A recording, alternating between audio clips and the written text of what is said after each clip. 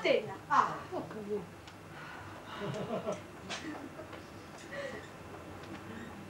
Non è cattiva, perché la disegnano.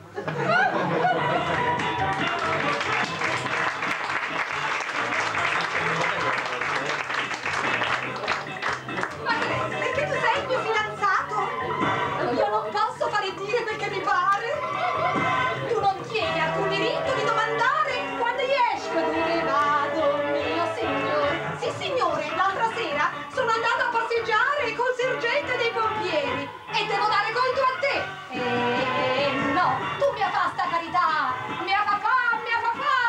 Zitto, dico stato zitto, ti sta zitto e mia papà. Ah, e mi sono sfogata, glielo dovevo dire, va bene. Stanotte ti sognerò, mi piace.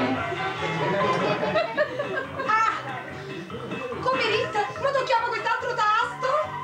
Sei geloso dello studente che stai in petto?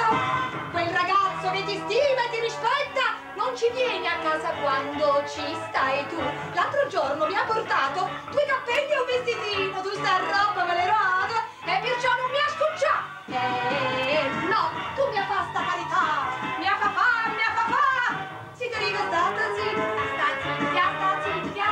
e mia papà. Ah, io lo amo, ma quello è troppo geloso, non si sopporta più, come devo fare? Che mi importa della gente che vede questo? Va dicendo che io sono sconchigliatrice.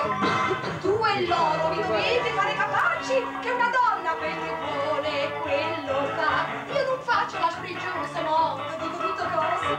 Quando poi saremo sposi, non ti dico niente più. No, tu mi hai fatto carità, mia papà. Si ti dico stato zitto, ti sta zitto e mia papà. No, tu mi hai fatto carità, mia papà. Si ti dico stato zitto, ti sta zitto e mia papà. Ah,